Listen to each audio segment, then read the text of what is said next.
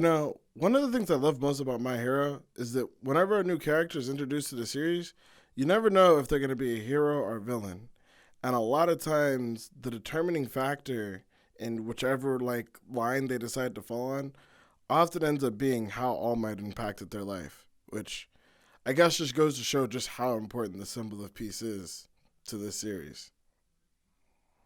Hey guys, for you guys who don't know, my name is Shino. Welcome to ShinoAnime, and I'm here for my first impressions or reactions to the first episode of season 4 of My Hero, which I believe is episode 64 or 63. I want to say 64, but if not, I'll put a little thing here to let you know whatever episode it is. I just watched it. All right, I'm more excited. I just want to talk to you guys about it. Come on. Anyway, first to let you guys know my quick review. Basically, make no mistake about this. This is a recap episode. Now, before you click off and say, well, if it's a recap, I'm not going to watch it. It is still necessary and still a great episode to watch. One of the things I think I love so much about the My Hero series is just how well they've integrated their recap episodes into the actual show. I personally think that's really important. The main reason for that is just because it's really easy. And I say really easy in terms of really easy to come off lazy by just doing your first episode as a recap and then just replaying a whole bunch of other footage.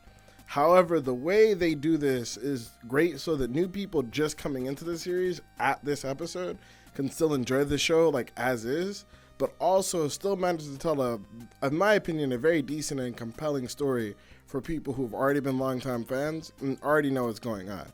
They basically create what is, without a better way to say this, a filler episode, but they create a filler episode that's worth watching.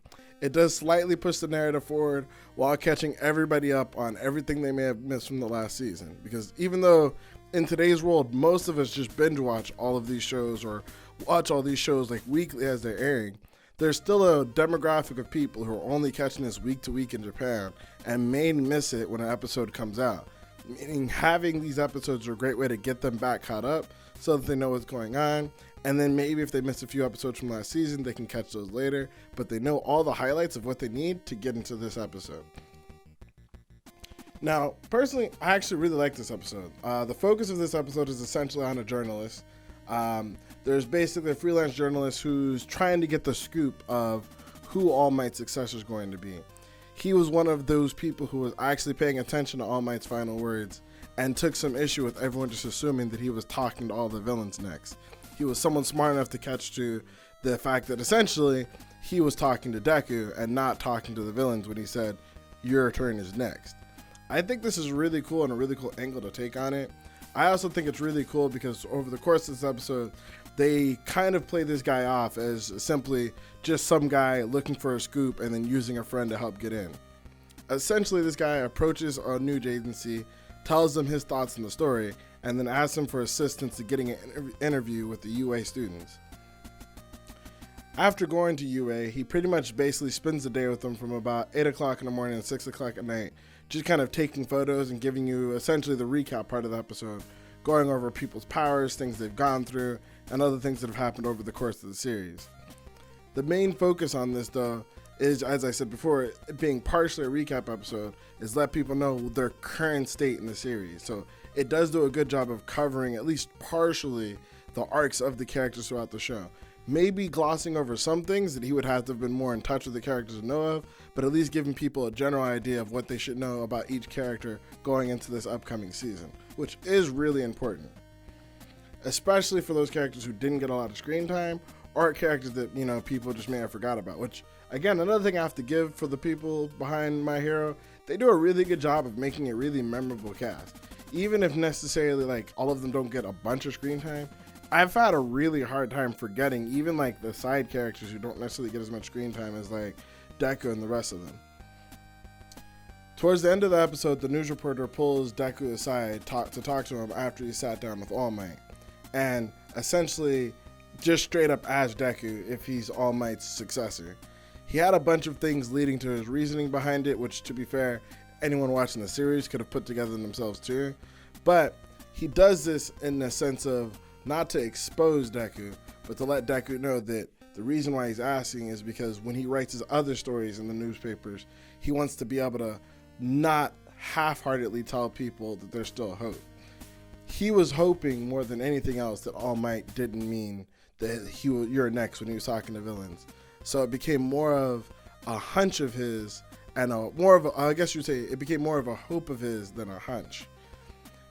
After hearing this, it becomes very clear that All Might is very important to him, and All Might is very important to all of the people in the world. And one of the things that he does is he speaks to Deku about a particular instance, because Deku knows everything about All Might, and he's assuming he does, that All Might saved a bunch of people from a burning power plant. He mentions that not only did All Might save his father that day, thus, saving someone important to him, but it was the moment in which he saw All Might saving his father which manifests his quirk and gave him the idea, or the inspiration to light up his whole career in the future, being a freelance journalist.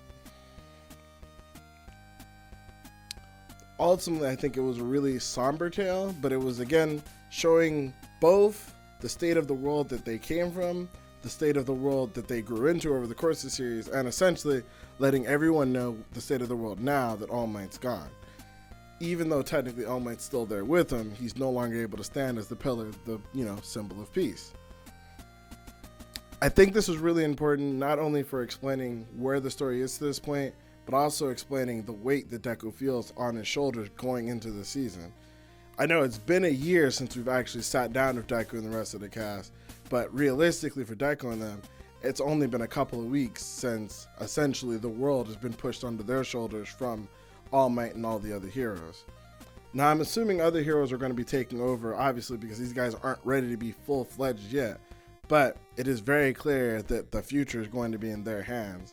And I think this episode did a great job of explaining the everyman's appearance, or the everyman's thought process or feeling going into this, and help properly show the weight that's being put on all of these students' shoulders. All in all, I enjoyed the episode. I felt like it was really cool. It was a lot of fun, and I'm just happy to be watching My Hero again, as I'm sure everybody else is. The preview for next episode does look really cool, because it does look like from this episode we're going to hop straight back into the action to see what's going on and actually start setting the stakes for the rest of the season, which I am super pumped for. I've been waiting a very long time for this. And it seems like they've officially made the movie and everything else around the movie canon as well. So that's kind of something random, but it's nice to know that everything's tied back together. Next episode, we're going into the action, but now it knows that everything we've spent time watching up to this point mattered and wasn't wasted. If I had any final thoughts about going into this series is, I do wonder if this season, although I don't know, well, I can't say I know because I haven't seen the manga, but I wonder if at any point in time they're going to start tying in some nods to Vigilante. I haven't seen Vigilante or read Vigilante myself. For those of you guys who don't know what Vigilante is, it's a spin-off manga, to my understanding, written by two other guys, but taking place in the My Hero world. I'm wondering if at any point in time they're going to start nodding back to Vigilante, whether it just be through cameos or like anime-only cameos, or even in the mainline story. I haven't read Vigilante to know for sure, but I mean, it would be cool to see if that's where this goes as well. Either way, I'm excited for My Hero to be back. I hope you guys are too. Thank you guys so much for watching this video. If you enjoyed this video, I'll be doing my first impressions of all the shows that I can get my hands on this season, and I'll at least be sticking with all of them for their first 3 episodes. I may drop a few after their first 3 if they're just really, really, really weak, but I promise you I'll be sticking with My Hero, Food Wars, and Haikyuu whenever those get started. So, thank you guys so much for watching my video. Until next time, my name's Shino. This has been your episode of ShinoAnime, and I'll catch you guys later. Deuces. Oh yeah, don't forget to like, comment, and subscribe.